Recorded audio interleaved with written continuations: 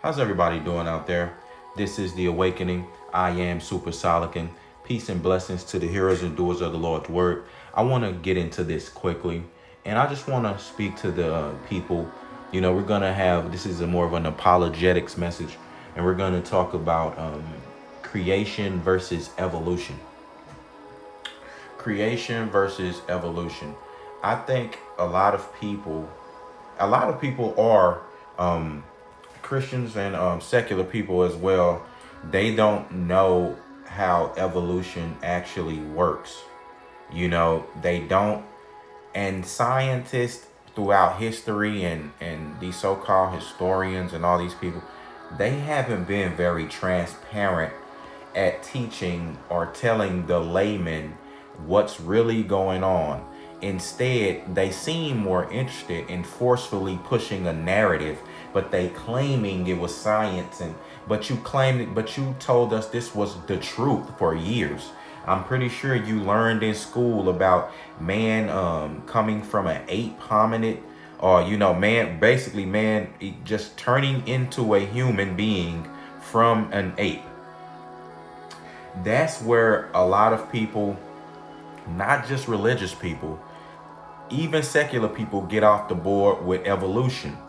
It's not just religious people who do not subscribe to the full theory of evolution. Now, some things, like, you have macro evolution and you have micro evolution. Some things, can change on a small scale, but what they don't do is on a large scale change to, you don't see a species changing to another one. You won't see a dog change to a cat over time. The same way you won't see an ape, a primate, change into a Homo sapien human being over time. Now, you have people, because what we lack is that link. They've never found it, and they've actually claimed to have found the missing link, as they call it, between apes and humans. But that was there have been clear hoaxes. Like, these things have been like just stupidity. Like they've been rooted in stupidity. Like, they found jawbone. They thought this was a whole missing link, but this happened to be the jawbone of an ass or another animal. Like, or a pig?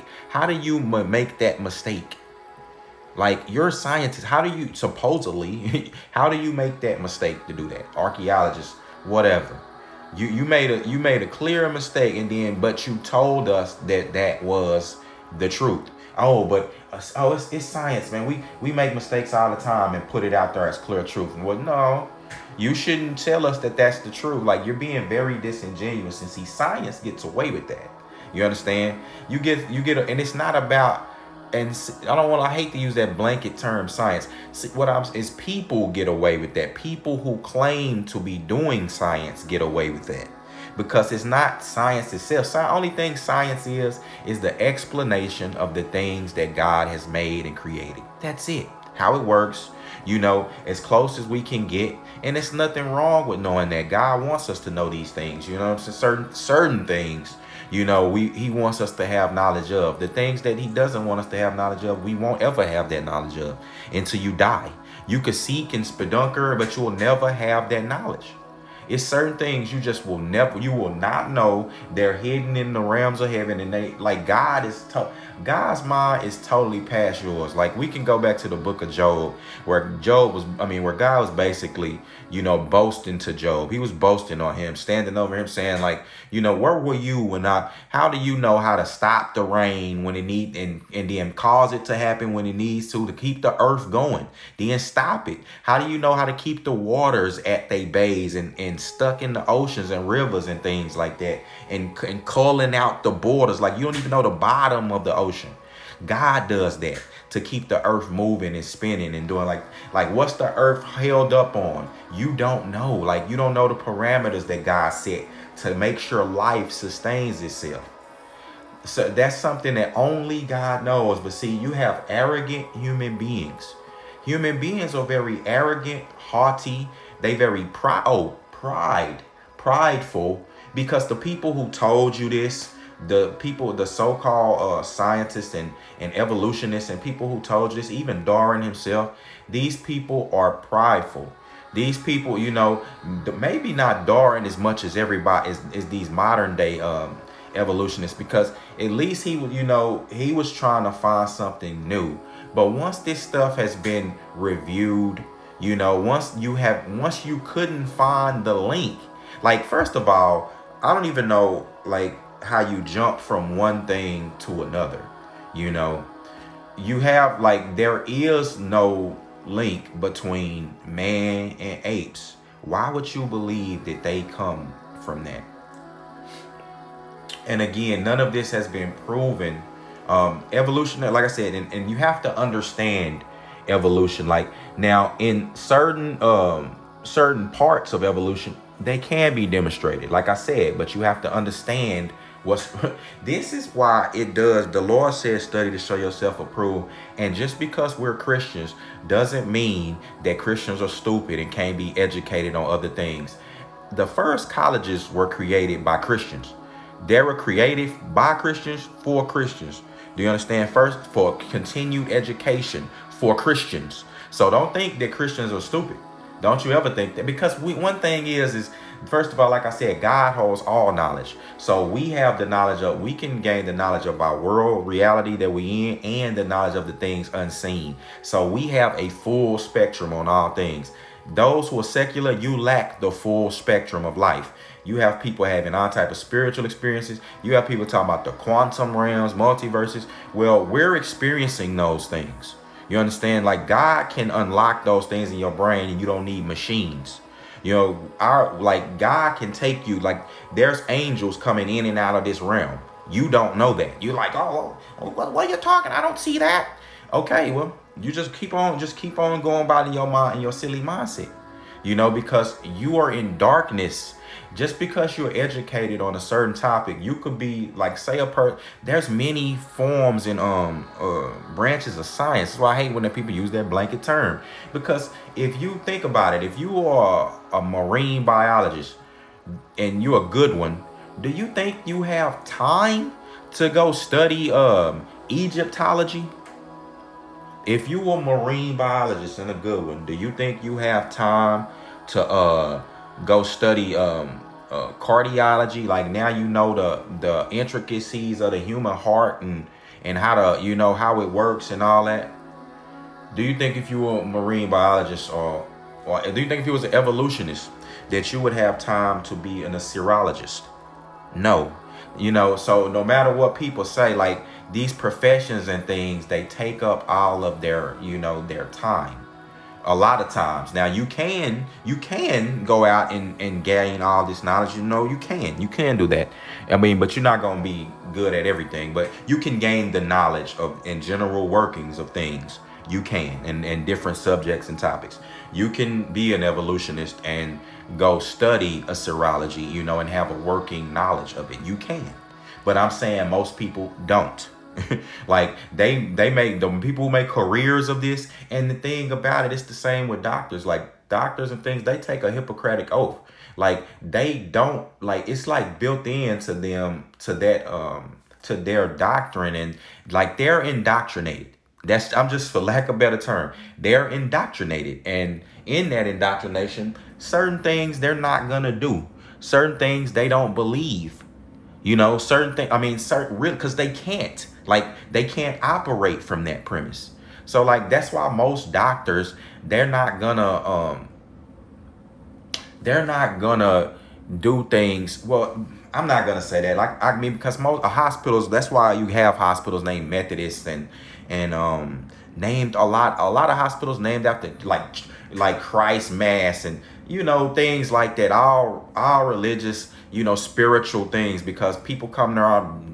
Most people are, or now that's when they're seeking God, or that's when they want the mercy of God, and that's when they really being touched. Like, at that point when you're in the hospital sick and your mortality is in question, So, but doctors themselves, they're not coming to people like saying that you need to pray, or let's pray before I do this surgery, or let's do that, because they don't think that way, not knowing that God is the physician. You know, you can do everything you try to do, but doctors themselves know that it's God is the one who ultimately heals the body. After they do whatever they do, they can fix you up and do it, and you could go straight into sepsis, or just develop one of those mini staffs, and or just those. They have a book as thick as this Bible, poof, that's full of diseases and unknown things that you can have that they don't know. They have no clue how you could get them. They don't have, and they have no clue how to get rid of it. Leprosy is coming back.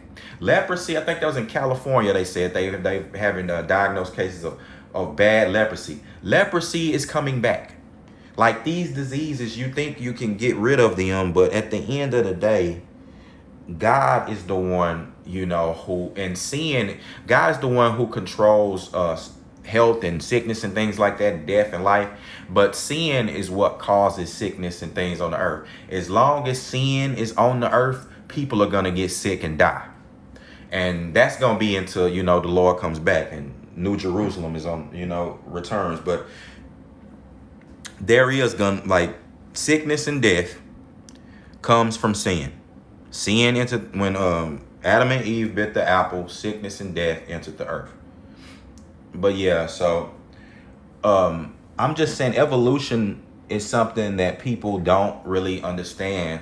Like a lot of these sciences, they modern science, all these American sciences and just modern sciences that have been pushed in your school curriculum. It's like there's been agenda behind the science. And that's never a good thing. And we can really trace that back. Like this is proven fact. There's been agendas behind curriculum and things that they've pushed to children. And, people have been paid to push certain theories and, things like that. Like that's just the truth. And America has they've tried to push a narrative and they've indoctrinated people to country. They've taken they've played the mind trick on you, and they got you away from Christ and indoctrinated you into their country. Under the certain, like I said, just pushing certain things. But evolution, let me just give you the definition here. It says evolution may be defined as any net directional change or any cumulative change in the characteristics of organisms or populations over many generations. In other words, descent with modification. It inexplicably includes the origin as well as the spread of alleles, variants, trait values, and character states. Okay, so did you understand that? It said evolution is defined as any net directional change or any cumulative change in the characteristics or organizations or populations over many generations. Now, that's like, even that definition is not expansive enough. Like it's a lot that entails that. You understand? And they know your average person is not going to look into that. Christians already know what's false because of the premise itself. You understand? Christians can know, and because of our relationship with Christ, and we know, how what he said, and if any of this was, he would have told us and filled in any blanks that we needed. But we know, so we can know that things are false off the premise alone. But when you look into it further, which again, as Christians, we definitely can do that. And you have Christians who've done that. You know what I'm saying? You have people who are actually evolutionists who are now creationists. You do. You scoff at whatever, but you have it. The thing is you have, because to get into this, they know that your average person is not going to really study this. And when you do, you'll discover that, like I said, this may make you a creationist if you're an evolutionist and you really get into this field, because you can't prove that, you may be able to prove that certain things change some, because they'll even take the change to be caused, like I said, by, it's not just natural selection. It could be changed by modification, with modification. So, but that's meaning like you can crossbreed like how you get a liger, crossbreeding a tiger and a lion. Over time that could happen, but most of the time you're not gonna have animals splice, like, mixing their genetics. Cats don't really have babies with dogs, so you're not gonna really have that. But said, in spite of the diversity of the definitions, there's been a very little philosophical analysis of the term evolution itself. This dirt forms a stark contrast to the voluminous literature in the philosophy of evolution. Indeed, for a long time, the philosophy of biology was focused almost entirely on evolution. Thankfully, that's no longer the case, with philosophers turning their attention to issues in genetics, molecular biology, cell biology, ecology, developmental biology, microbiology, and more. Much of the biology is not evolutionary biology. Still, though, philosophy of evolution remains a growing and vibrant area within the philosophy of biology. Now, you have like I said, you have different modes of evolution. I can really stay on this topic and go into it. We could be on this topic for a long time. Like, this video will be 4 hours, and I'm not going to make it that long. I'll actually do an hour-long video, though, explaining the pros and cons of evolution. I'll actually do a video on that, because I've been studying it. I've been, and I'll just do an apologetics video of that. But just expect that that'll be the hour-long video on that. But yeah, this is just another one of those things, though, that you have that's kind of polarizing. This one of those polarizing things, because the origins of things matter, and these are questions that matter. Like, where do human beings come from? Things like that. Like, how was the world seeded?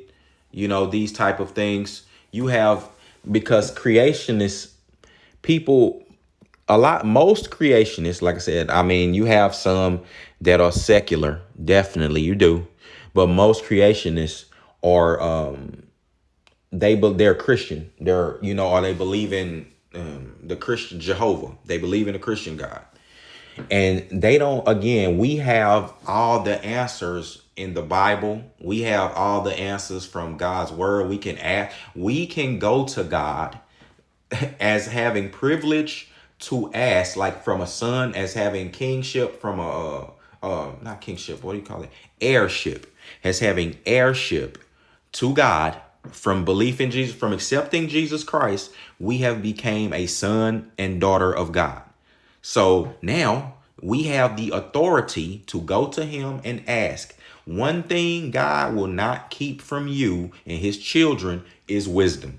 God gives that freely. When Solomon asked for that, matter of fact, God was happy he asked for that. So we'll fill in the blanks, and we'll continue to study and look at stuff.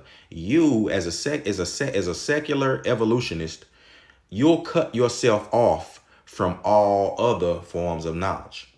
You won't look into these other things. So evolutionists see Christians, they see everything about the Bible as being like nonsense, even though, like, you can't just because you may not understand one thing, you can't just totally throw it out, the valid points and the other valid things.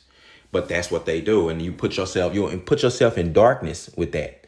And eventually you're just going to understand that you're wrong.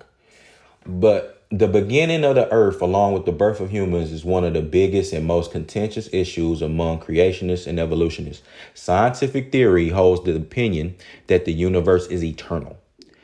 I don't know how they figure that, while the Bible states that there is a beginning. It's been proven that there was an official beginning. Even science disproved its own self. And that's, again, this is the blanket term of science. Well, what the theory that they had, the scientific theory that the universe was eternal, this is a modern term. Like, no one believed that in the past. But now with this theory that the universe is eternal, they had to put that in there to try to get you to continue to buy into, what they were talking about. They had to continue they thought process, because it stopped, at a certain point it stopped and people weren't buying it anymore. So now they will come because people know that nothing cannot produce something. They try to explain that the nothing was like, hold on. They tried to explain that nothing was an actual something. You're not finna mind jerk me here. We don't play those games. And they knew that even a kid, they couldn't indoctrinate a kid with that. So that mindset was dissipating. So now the scientific theory, basically what they told you is the scientific truth, is that the universe is eternal. Well, science came and proved that wrong. You understand? They own spedunkering, proved that wrong. Now, the question that arises is when the exact beginning took place. A time where there was neither, this is what has to be nothing, okay? Where there was neither time nor space nor matter, okay? So the nothing couldn't be something. That had to occur in a place where there was neither time, space, nor matter. Now, with creationists, we believe that God is in the eternal realm, which is called the heavens. That is a realm where time, space, and matter doesn't exist in the same form that we know it here. God sees time, like where God's omnipotence is what I'm gathering is God is in every form and realm. He can see every outcome in every realm of your choice, in every realm of the dimension of time. He can see the beginning, the middle, and the end. That's his power of omnipotence. He's there. He's a powerful being of creation. He can create things in our reality. He can come into this reality, out of our reality. You have people who say that it's like 7-9 dimensions. God's in these dimensions and realms. They say that it's like 9 levels of heaven. God's in this realm to where he can see other realms and see the outcome. In our reality, as we know it, God was outside of it and created it. He started it. Now our reality comes into being. Do you get it? Like, is that too far-fetched? Like, I know that's not. You watch movies. So we have one thing human beings have caught along with intellect is an imagination. That's what, you can't stop it. Those two things we have. So don't be ignorant to one, and again, this fills in the gap of So this fills in the gap of understanding. Like I said, the scientific theory tried to move the goalposts and say the universe was eternal. That was proven to be wrong. Now, what we're trying to figure out is when did it happen? And Christians use their Old Testament to describe the beginning of life. In a span of 6 days, God created the heavens, the earth, the sun, the moon, the water, the animals, and ended it with creating human beings. People are like, oh, well, humans came after. Then you say, like, in science, they tell you, or in the study of history and archaeology, some scientists, they determine that dinosaurs was here. Then you had the cavemen after that. So don't act like this is far-fetched that, humans came last. Quit trying to have a bias against Christianity. But it says other major events such as Noah's flood occurred along the lifespan of Earth, accounting for the distribution of fossils and the formation of the Earth's layers. Now you have people who believe that, like St. Augustine, who was raised Christian and later became a member of the Manichaeans. He believed that the Old Testament was that wasn't true. And he believed that all the organic forms were potentially in a kind of seed form. Like everything just appeared as when the conditions were right, when the seeds appeared. And he believed that God created everything in one move. Like God just started and it just, boom, it came into existence. Like when people and when the Bible say that God rested and God, he took his time, this is God's will. God decided to do these things to set examples for us. Everything's harmonious. And that's why you have to read the Bible as linear, and that's why you have to have the Holy Spirit of discernment. The Bible's meant to be read in a certain context. It's meant to be linear from beginning to end. And God, like I said, that's why we rest. We do our work and we rest. You understand? We need days of rest. God showed that as an example. It's not like he could have just kept, but now get it in your head though. Can you create a universe? Do you have the power to do that? No, you don't. And God himself, whatever he decide to, take a break or wait some time or whatever he decide, like a day, you don't even know what a day is to him. Like, you know what I'm saying? Like, we don't even know what a day is to God.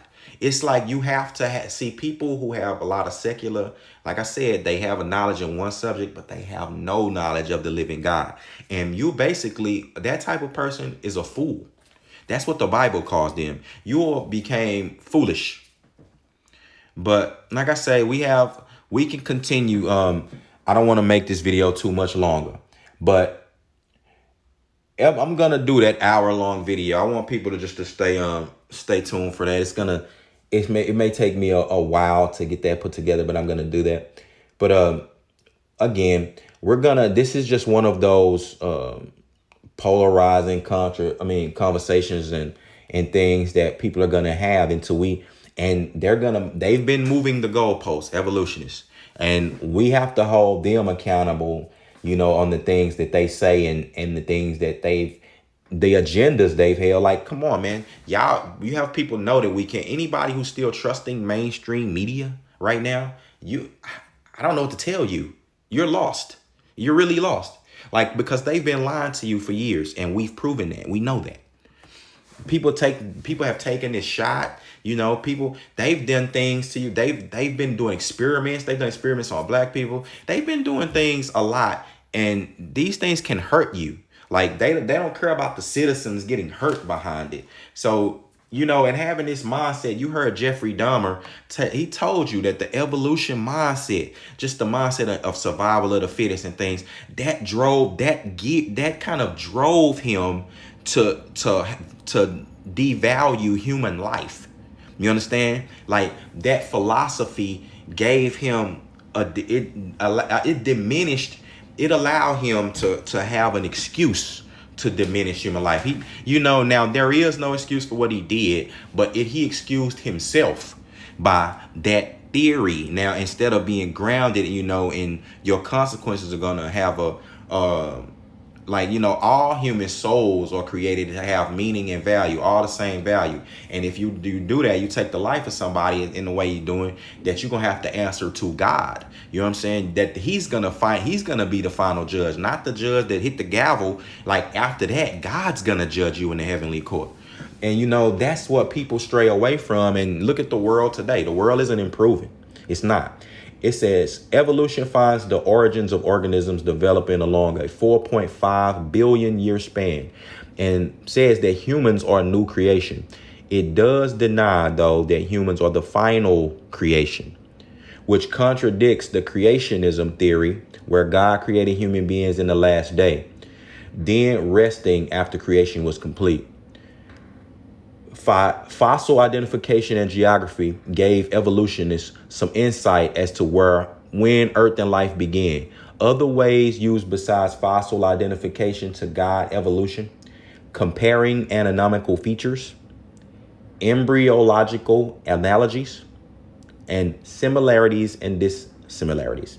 So basically, they're not looking at anything, in history and its truth. They're not looking at anything like in its current form. They're looking at this, and they're taking things like embryos, like looking at like how this looks similar to this and this looks similar to this. But that's not going back in history and telling me that this came from this and that humans or, you know, not the final creation. You still aren't telling me that. So you have a lot of unanswered questions. But this is this is where I'm gonna end the video, because what you have, this is up to you as a person, like what you want to accept, what you want to believe, you know. And like I said, us as Christians not only have the Bible, the validation of what Jesus has said, the Son of God, like he would have the knowledge, you know. We have we have the clear hoaxes that have been found out. But again, that people can, in the scientific community, can get away with that because it's theory, right? It's meant to be disproven. But you have the hoaxes found. You have the facts that we've seen, that we know mainstream media lie to us. We know that they've been manipulating people.